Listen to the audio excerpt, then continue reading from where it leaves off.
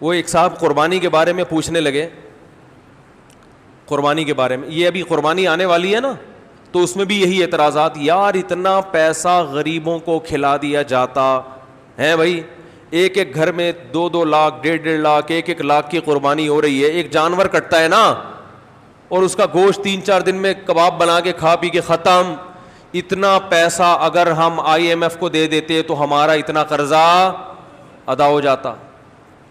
اتنا پیسہ اگر ہم جہیز کے لیے جمع کر لیتے, لاکھوں بچیوں کی شادیوں کا انتظام, بولتے کیوں نہیں بھائی, ہو جاتا. بہرحال بہت کچھ ہو سکتا تھا نا. اتنا پیسہ ہم اپنے بچوں کی پڑھائیوں پہ لگا دیتے تو بچے, ہمارے ملک سے جہالت کا خاتمہ ہو جاتا. اتنا پیسہ یوں کر دیتے تو یوں ہو جاتا, یوں کر دیتے. اور اگر چلو گوشت ہی میں خرچ کرنا تھا, بھائی علماء کہتے ہیں نا غریبوں کو گوشت کھانے کو مل رہا ہے, تو اتنا پیسہ گوشت خرید کے اسٹاک کر دیتے اور پھر پورے سال آرام آرام سے تقسیم ہوتے. یعنی گورنمنٹ یہ اعلان کرتی بھائی قربانی کی مد میں سب اتنے پیسے جمع کرائیں, 50,000 ہم کرا دیتے, 1 لاکھ رفیع بھائی کرا دیتے, 1.5 لاکھ فلاں کرا دیتا, اور یہ کرا کے گورنمنٹ یا کوئی کمیٹی بن جاتی جو کہتی اب ہم ایک دن میں نہیں بلکہ پورے سال میں ڈیوائڈ کر کے جانور ذبح کر کے غریبوں میں بانٹتے رہیں گے, اس سے غریبوں کو فائدہ زیادہ ہوتا.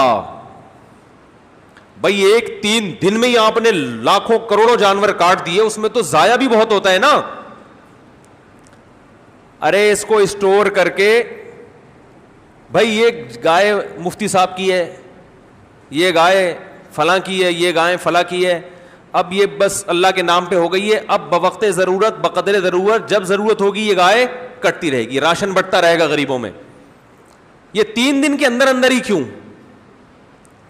3 دن کے اندر اتنا جانور جب آپ کاٹتے ہیں تو فائدے کے بجائے نقصان, بولو نا, زیادہ ہوتا ہے. معاشی لحاظ سے جانور کے گوشت کی قیمت بہت زیادہ اوپر چڑھتی ہے, جو ظاہری کیلکولیشن بتاتی ہے, حقیقت تو اللہ ہی جانتا ہے. ارے مجھے ایک بات بتاؤ نا یار, یہ بات بھی سمجھانا کوئی مشکل کام ہے. دیکھو آپ کے پاس 3 لاکھ روپے پڑے ہوئے ہیں یا 2 لاکھ روپے پڑے ہوئے ہیں, ماہرین معیشت کیا کہتے ہیں, وہ 2 لاکھ ایک دن میں خرچ کر لو یا پورے سال ڈیوائڈ کر کے خرچ کرو, زیادہ بہتر کون سا کیا عمل ہے, پورے سال ڈیوائڈ کرو. ایسا ہی ہے نا. تو آپ کے پاس اتنے جانور کروڑوں گائے بیل بکرے دمبے موجود ہیں, تو ماہر معیشت کہیں گے کہ 3 دن کے اندر کاٹ کے ان کے کباب بنا کے کھا جانا, اس سے بہتر ہے کہ ان کو پورے سال میں ڈیوائڈ کر دو. کچھ محرم میں کٹیں گے, کچھ سفر میں کٹیں گے, کچھ ربیع الاول میں کٹیں گے, اس سے گوشت کی قیمت بھی کیا رہے گی, ہمارے کنٹرول میں رہے گی, وافر مقدار میں غریبوں کو گوشت بھی ملتا رہے گا. عقل تو یہی کہتی ہے. اسی وجہ سے یہ لبرلز لوگوں کو بڑے اعتراضات ہوتے ہیں, یار یہ کون سی قربانی ہے, یار یہ کیا ہے, یار یہ کون سا طریقہ ہے, یار جانور لاؤ کاٹو, چاہ پہ کسائی لے گیا نکال کے, اور کھال جو ہے نا وہ فلان لے گئے, اور پھر وہ کھایا پیا 3 دن ہلا گلا. کچھ لوگ اسٹور کر لیتے ہیں لیکن وہ بھی اپنے لیے کرتے ہیں, غریبوں کے لیے تھوڑی کرتے ہیں. محرم میں حلیم پکا دیا اس سے, بس اس کے بعد نہیں چلتا وہ. تو یہ کیا ہو رہا ہے. دوسری بات, گوشت خرید کے اگر وہ سستا پڑتا ہے, جانور خرید کے کاٹ کے کھایا جائے تو وہ اور زیادہ مہنگا پڑتا ہے. تو یہ کروڑوں روپے کا سرمایہ اس طرح بھی ہلاک ہو رہا ہے.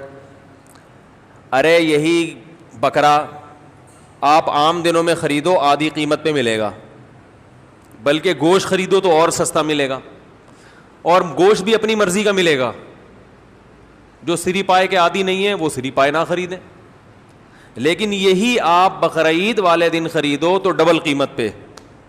کیا خیال ہے بھائی؟ اور اگر کاٹنا ہی تھا تو جو لنگڑے لولے جانور ہیں ان کو کاٹ دو, گوشت تو سب میں ایک ہی جیسا نکلتا ہے نا. ارے کسی کا جانور لنگڑا ہے, اندھا ہے, کاڑا ہے, کنکٹا ہے, وہ تو ویسے ہی گوشت پہ تھوڑی کوئی اثر پڑتا ہے. جانور اندھا ہو, گوشت تھوڑی اندھا ہے. لیکن شریعت نے کیا کہا, معذور جانور کی قربانی, بولو بھائی, نہیں ہے. یہ تو ایک اور اعتراض ہمارے لیے کھڑا کر دیا. تو اتنے سارے اعتراضات قربانی پہ ہوتے ہیں, ان سب کا ایک ہی جواب ایک حدیث میں موجود ہے. صحابی نے پوچھا یا رسول اللہ یہ قربانی کیا ہے؟ آپ نے فرمایا سنت ابیکم ابراہیم, تمہارے باپ ابراہیم کی سنت, بس اور کوئی لاجک نہیں ہے. جب اللہ نے ابراہیم علیہ السلام کو حکم دیا بیٹے کو ذبح کرو, تو اس کی کوئی لاجک سمجھ میں آتی ہے؟ ابھی تو گائے کاٹنے کا کہا جا رہا ہے, بیٹا کاٹنا تک کا تو کوئی تک بنتا ہے ہی نہیں. بھائی بیٹے کو کاٹنے کا حکم دیا جائے, یہ کسی لبرل کو آپ سمجھا سکتے ہو اس کی حکمت ہے؟ بھائی اقوام متحدہ کو قائل کر سکتے ہو کہ بیٹا کاٹنا بھی اس کی کوئی تک بنتا ہے اس کا؟ وہ مانیں گے؟ ہے بھائی کسی کو بھی بٹھا کے سمجھاؤ یار فلاں کو اللہ نے حکم دیا بیٹا کاٹو, تو آپ فوراً کہو گے یار ہو سکتا ہے وہ بیٹا چور ہو معاذ اللہ, یا وہ بیٹا اتنا بڑا مجرم ہو کہ اس نے کئی لوگ کاٹ چکا ہو. تو اب باپ کو کہا جا رہا ہے اس بیٹے کو کاٹو تاکہ مزید لوگ نہ کٹیں, ڈاکو ہو چور ہو ہے نہ. بھائی وہ بیٹا بھی کون ہے؟ اسماعیل پیغمبر کا بیٹا, اور جس کے بارے میں بشارت دی گئی تھی کہ بطور انعام کے دیا جا رہا ہے آپ کو, آپ کی قربانیوں کا صلہ ہے یہ بیٹا, بطور گفٹ, جس کے اچھا ہونے میں دو رائے نہیں ہو سکتی. ایسے بیٹے کے بارے میں حکم دیا جا رہا ہے ابا کو کہ اس بیٹے کو کیا کر دو؟ ذبح کر دو. آپ کہہ سکتے ہیں ہو سکتا ہے بچے کا امتحان لیا جا رہا ہو کہ یہ بچہ کتنے پانی میں ہے, کاٹنے کا اصل حکم نہ ہو بلکہ اللہ دیکھنا چاہ رہے ہو کہ بچہ آگے سے رسپانس کیا کرتا ہے. تو بچے نے جواب کیا دیا تھا؟ یا ابت افعل ما تؤمر, اے ابا جو کہا گیا ہے عمل کر لیں. تو بچہ ایگزام میں کامیاب ہو گیا, اب اللہ کہتے بس نہیں کاٹیں. ہے بھائی تو جیسے ابراہیم علیہ السلام کو حکم دیا اپنے بیٹے کو کاٹیں, اس کی لاجک کچھ بھی نہیں ہے سوائے اس کے کہ ابراہیم بھی اللہ کے, بیٹا بھی اللہ کی مخلوق پہلے ہے, ابراہیم کا بیٹا بعد میں. تو اللہ کہہ سکتا ہے بھائی میں تو ویسے بھی کسی کو کسی وقت موت دے سکتا ہوں, آپ نہیں کاٹیں میں کسی اور حادثے سے ہلاک کر دوں. یہ تو مجھے اختیارات ہے نا, دیا بھی تو میں نے. یہ ثابت کرنے کے لیے کہ ابراہیم تو میرا بندہ ہے اور تیرا بیٹا بھی میرا غلام ہے. غلام کو جب حکم دیا جاتا ہے تو اس کے پاس کیوں کا آپشن نہیں ہوتا, بس یہ ثابت کرنے کے لیے کاٹو. تو ہمیں حکم دیا جا رہا ہے کہ بیٹے مت کاٹو بلکہ بیٹے تو مزید پیدا کرو, نسل بڑھانے کا حکم ہے نا, لیکن بیٹے کے بدلے میں جانور کاٹو. اور اس جانور پہ جو اعتراضات ہوں کہ کیوں کاٹنے کا حکم دیا جا رہا ہے, اتنے پیسے سے غریب کی شادی کرا دیتے. ایک تو غریب کی جب بھی مثال آتی ہے شادی کی آتی ہے بیچارے کی مثال, کیونکہ غریب کے ہر مسئلہ حل ہوتا ہے, شادی نہیں ہوتی بیچارے کی. غریب کو روٹی بھی مل جاتی ہے, لوگ زکوٰۃ فطرہ دے دیتے ہیں غریبوں کو, میں نے دیکھا ہے, بلکہ دیتے ہی غریبوں کو ہیں, تلاش کر کر کے غریبوں کو دیتے ہیں. ہر کام علاج بھی ہو جاتا ہے. غریب کا مسئلہ اٹکتا کہاں ہے؟ رشتہ لینے جائے گا, جتنا بھی ترس آ رہا ہو نا آپ کو, آپ بولے گے بھائی تو یہ 1 لاکھ مزید لے لے, پتلی گلی سے نکل یہاں سے, بیٹی نہیں دوں گا. تو غریب کے سارے مسائل کہاں کے کھڑے ہوتے ہیں. اس لیے میں مثال دیتا ہوں, غریب کی شادی نہیں ہوتی اس کی بیچارے کی, رشتہ نہیں دیتا کوئی, تو غریب بھی نہیں دے رہے ہوتے. کمال کی بات یہ ہے غریب بھی نہیں دے رہے ہوتے اس کو. تو اس لیے میری زبان سے نکلتا ہی یہی لفظ ہے ہمیشہ.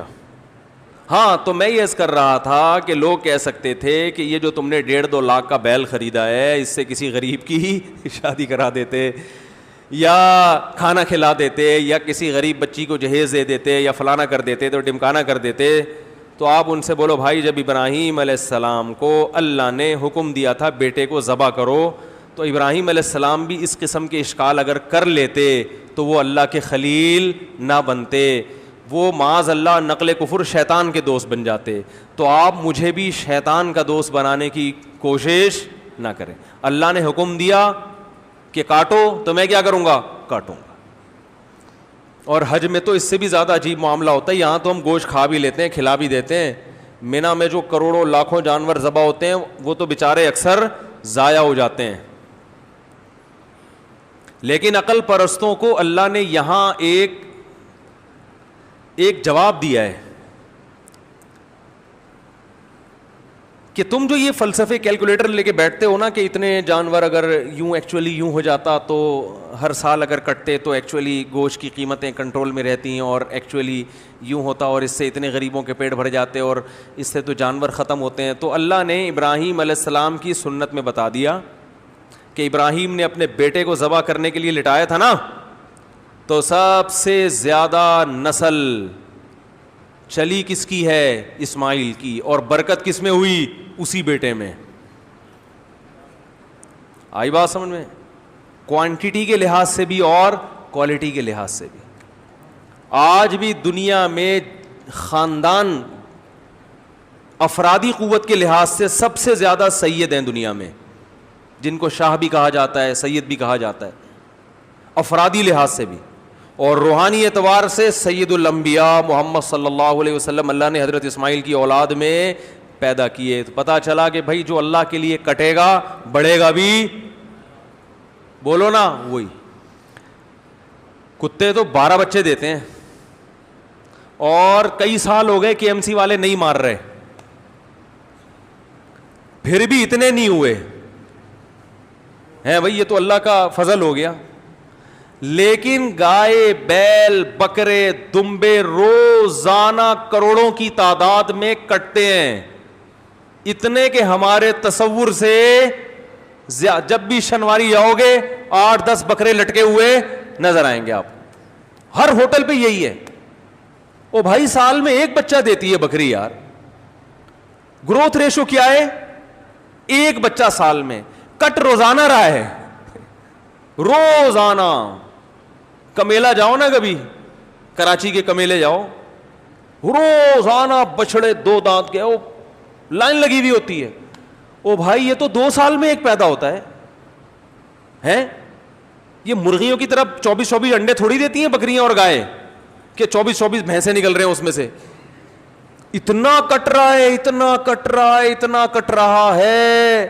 اور پھر بقرعید کے 3 دنوں میں دیکھو اور پھر حج میں دیکھو, ختم ہونے کا نام بولو بھائی نہیں لے رہا. یہ ہے کوانٹٹی کے اعتبار سے برکت. اور کوالٹی کے اعتبار سے برکت دیکھو, جو طاقت صحت اللہ نے ان 4 جانوروں کے گوشت میں رکھی ہے وہ کسی اور کے گوشت میں نہیں ہے. مرغی کھانے سے طاقت, بول لو, مرغی کچھ نہیں بگاڑ سکتی آپ کا.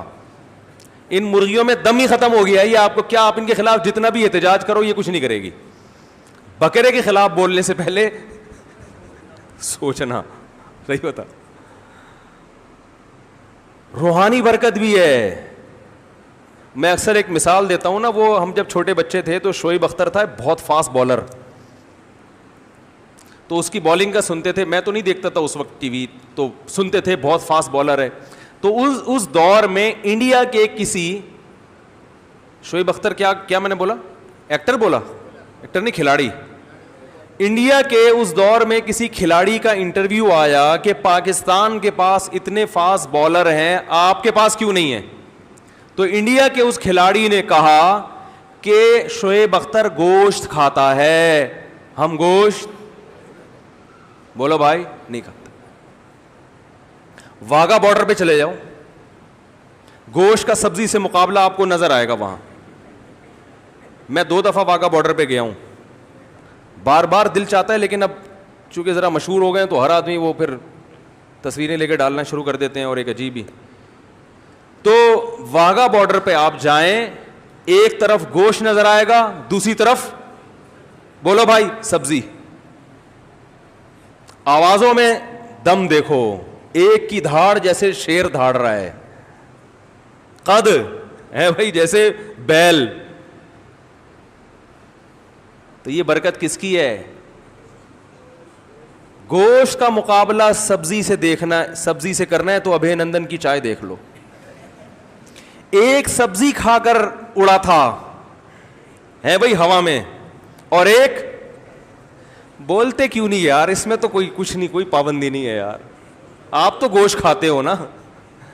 ایک نے سبزی کھائے تھے ٹماٹر, جس پہ پھر ہم پہ پابندی لگائی گئی کہ ٹماٹر پہ پابندی لگا رہے ہیں ہم. لگا دو پابندی, گائے پہ پابندی نہ لگانا. انڈیا نے دھمکی دی تھی نا ہم تمہارے ٹماٹر بند کر دیں گے, تو ہمارے یہاں تو ٹومیٹو کیچپ میں ٹماٹر نہیں ڈلتا. ہمارے یہاں تو ٹومیٹو کیچپ میں نہیں ڈلتا ٹماٹر, وہ پتہ نہیں کیا ڈل رہا ہوتا ہے. تو ٹماٹر بند کرنے سے ہمارا کوئی نقصان نہیں ہے. انڈیا سے جو گائے آ رہی ہیں اور وہ بیل آ رہے ہیں نا, جو ہندو نہیں کھاتے, یہ آپ بہت اچھا کرتے ہو, بہت اچھا. آپ گائے کو اپنی ماں سمجھو, گائے کی سیوا کرو, سجدہ کرو گائے کے سامنے, ہمیں کوئی اعتراض نہیں ہے, کیونکہ آپ کھاؤ گے تو ہمارے لیے کھانا مہنگا ہو جائے گا تھوڑا سا. تو اگر آپ یہ دھمکی دیتے کہ ہم پاکستان کو قربانی کی گائے بند کر دیں گے تو ہم پریشان ہوتے. بھائی ہمیں تو واہگہ بارڈر پہ آپ کے خلاف جو نعرے لگانے پڑتے ہیں وہ گائے کا گوشت کھائے بغیر ممکن نہیں ہے. ہمیں جو اڑتے ہوئے جہازوں کو کنٹرول کر کے زمین پہ لا کے پائلٹ کو چائے پلا کے واپس بھیجنے کا عمل ہے, یہ گائے کا گوشت کھائے بغیر ممکن نہیں ہے. گائے بند نہ کرو ہماری. اب مجھے ڈر ہے کہ وہ بھی گائے کھانا نہ شروع کر دیں یہ بیان سن کے, لیکن ان کو ٹائم لگے گا. آج اگر وہ ہندو گائے کھانا شروع بھی کرتے ہیں تو وہ تو ظاہر ہے ان کی جین میں شامل ہونے میں 5-6 صدیاں بھی گزریں گی. ہم تو ہزاروں سال سے کھا رہے ہیں بھائی. ابھی آپ کو گائے کھا کے بھی ہمارا مقابلہ کرنے میں 200-400 سال لگیں گے. یہ گائے. باقی آپ کہہ سکتے ہیں وہ گائے کھانے سے کولیسٹرول بڑھتا ہے, وہ اس لیے بڑھتا ہے کہ وہ پھر کام جہازوں والے نہیں ہو رہے نا. سارے تھوڑی ابے نندن کے مقابلے میں ہوا میں یا واگا بارڈر پہ پریڈ کر رہے ہیں. زیادہ تر تو گائے کھا رہے ہیں اور کمپیوٹر کے آگے بیٹھ کے بس یہ انگلیوں کی جو مسل ہے نا ان کی ایکسرسائز ہو رہی ہے. اس کے لیے گائے کھانے کی ضرورت بولو بھائی نہیں. آفس میں بیٹھے ہوئے ٹھش پش, تو اس سے کیا ہوگا؟ تو پھر وہ ظاہر ہے پھر تو پھٹو گے. گائے پھر یہ گائے کی توہین ہے. یہ جو گائے کا گوشت کھانے سے کولیسٹرول بڑھتا ہے یہ گائے کے گوشت کی توہین کی وجہ سے بڑھتا ہے. کیا آپ نے بڑا گوشت کھایا, کام بڑے نہیں, کام چھوٹے چھوٹے مرغیوں فارمی مرغی جیسے کام کر رہے ہیں آپ, اس لیے کولیسٹرول بڑھتا ہے, ہارٹ اٹیک ہوتا ہے. بڑا گوشت وہ کھائے جو کام کیا کرے, بڑے کرے, جو فضاؤں میں جہازوں پہ قبضہ کرے, پائلٹوں کو آسمانوں سے نیچے اتارے اور PIA کے جہاز لے جا کے. اللہ کی پناہ یار, یہ بھی ہمارے ہی یہاں ہو رہا ہے. اس میں گائے کا قصور نہیں ہے, یہ PIA والوں کا ذاتی قصور ہے. تو خیر میں یہ عرض کر رہا تھا کہ نبی صلی اللہ علیہ وسلم نے فرمایا یہ قربانی کیا ہے, تمہارے باپ ابراہیم کی سنت. اس میں بتا دیا کہ قربانی وہ کرے گا جو اپنے آپ کو اللہ کا غلام سمجھتا ہے کہ میرے رب نے جس بات کا مجھے حکم دے دیا میں اس کا پابند ہوں, میری سمجھ میں آئے یا نہ آئے. اور آپ دیکھو کیسا عجیب حکم ہے, 3 دن تک آپ جانور کاٹ سکتے ہو, تیسرے دن کا سورج غروب ہوا اب آپ جانور نہیں کاٹ سکتے. وہ کاٹنا عبادت نہیں ہے. اب وہ ایک جانور ہے, گوشت کھانا ہے تو کاٹ لیں, نہیں کھانا تو چھوڑ دیں, قربانی نہیں ہوگی. حالانکہ وہی جانور ہے, وہی نیت ہے, لیکن اللہ نے کہا نہیں یہ عبادت ہے. عبادت ٹائم کے اندر ہوتی ہے. ٹائم جو جس چیز کا ٹائم ہے اسی ٹائم پہ. عید کی نماز عید کے دن ہوگی. آج اگر کوئی عید کی نماز پڑھنا چاہے تو تھوڑی ہوگی. تو اسی طرح یاد رکھیں جیسے اللہ نے قربانی کا حکم دیا یہ بتانے کے لیے کہ اس حکم پر وہی عمل کریں گے جو مجھے اپنا رب سمجھتے ہیں.